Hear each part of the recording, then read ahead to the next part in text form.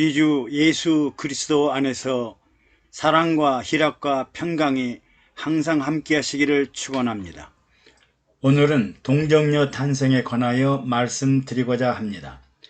남자를 알지 못하는 처녀가 잉태했다는 동정녀 탄생은 유대인이나 모든 사람들에게나 불가능한 일이지만 하나님 편에서 보면 절대 불가능한 일이 아닙니다. 어차피 구원은 하나님이 계획하시고 완성하시고 이루어 나가기 때문입니다. 남자를 알지 못하는 처녀가 어떻게 잉태했을까? 잉태의 진실은 잉태한 여자와 잉태케 한 남자가 가장 잘 알고 있습니다. 요즘 같으면 의혹이 생길 경우에 유전자 검사를 통해서라도 자녀 인지 확인을 할 수 있습니다. 그런데 잉태한 마리아도 요셉의 아들이 아니라고 하고 요셉도 잉태케 하지 않았다고 합니다. 그러면 누구의 아들이란 말인가? 마리아는 동정녀이면서 잉태를 했고 배가 부르고 아기 예수는 탄생했습니다. 예수 그리스도 메시아 구세주는 모든 인류와 동일하게 사람으로 출생하기 위해 여자의 몸속에서 잉태되었고 사람의 형체로 태어나고 성장하여 모든 인류를 죄에서 구원할 구세주가 되었습니다. 인간과 동일한 모습을 갖도록 하기 위해 하나님의 사람의 몸을 빌어 태어난 것입니다. 창세 이래로 육체를 가진 사람으로 하나님의 구원을 완성하신 유일한 분이십니다. 육체로 오신 그리스도는 33년 동안 잠시 잠깐 하나님의 실체를 인류에게 보여주시고 하나님의 권세와 능력을 증거하셨으며 인류의 어리석음을 깨닫게 하시고 33년 후에 십자가 죽음을 택하시고 하나님 보좌가 있는 하늘로 올라가 버렸습니다. 갈수록 점입가경이요 알 수 없는 오리무중입니다. 동정녀 탄생의 비밀은 어머니 마리아와 아버지 요셉이 정확하게 알고 있습니다. 먼저 마리아의 고백을 누가복음 1장에서 들어봅니다. 천사 가브리엘이 하나님의 보내심을 받아 갈릴리 나사렛이란 동네에 가서 다윗의 자손인 요셉과 정혼한 마리아라는 처녀에게 은혜를 받은 자여 평안할지어다 주께서 너와 함께 하시도다 라고 말합니다. 마리아는 그 말을 듣고 이런 인사가 어쩐 일인가 하고 놀랍니다.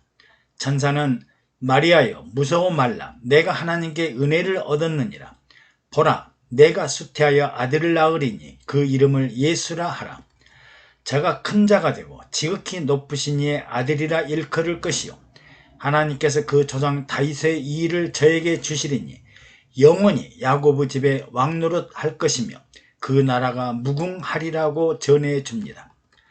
마리아가 천사에게 나는 사내를 알지 못하니 어찌 이 일이 있으리까 하고 묻자 천사가 성령이 내게 임하시고 지극히 높으신 이의 능력이 너를 덮으리니 나실 바 거룩한 자는 하나님의 아들이라 일컬으리라고 대답합니다. 그리고 보라 내 친족 엘리사벳도 늙어서 아들을 배었느니라. 본래 수태하지 못하던 네가 이미 6달이 되었나니 대저 하나님의 모든 말씀은 능치 못하심이 없느니라고 합니다. 이에 마리아는 주의 계집종이오니 말씀대로 내게 이루어지이다 하고 화답하자 천사가 떠납니다.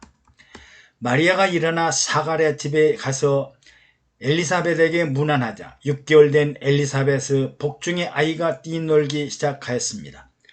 엘리사벳이 성령의 충만함을 입어 큰 소리로 여자 중에 내가 복이 있으며 내 태중의 아이도 복이 있도다. 내 주의 모친이 내게 나오니 이 어찌된 일인고 보라 내가 문안하는 소리가 내 귀에 들릴 때 아이가 내 복중에서 기쁨으로 뛰놀았도다.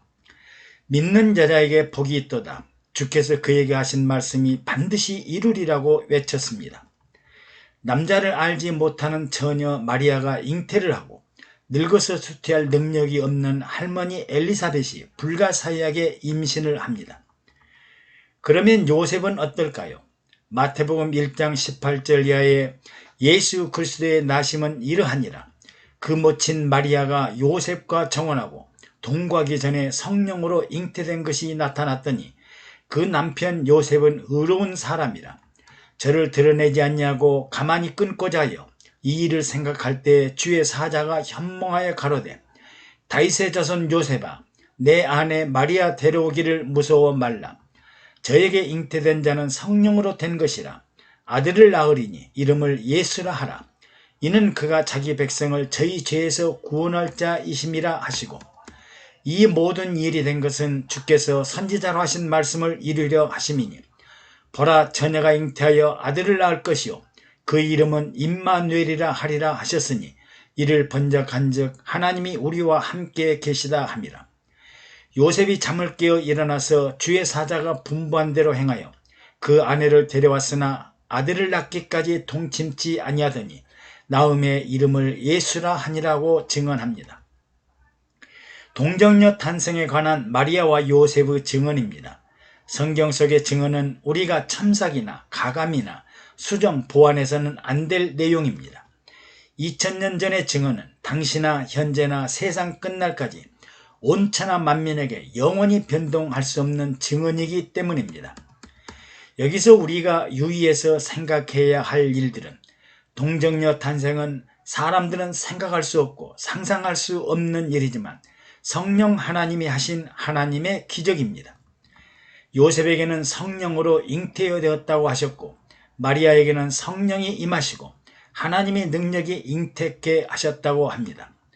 또 마리아에게는 가브리엘 천사가, 요셉에게는 주의 사자가 나타나 하나님의 뜻과 계획을 미리 전해주어 모든 의혹을 제거해 줍니다.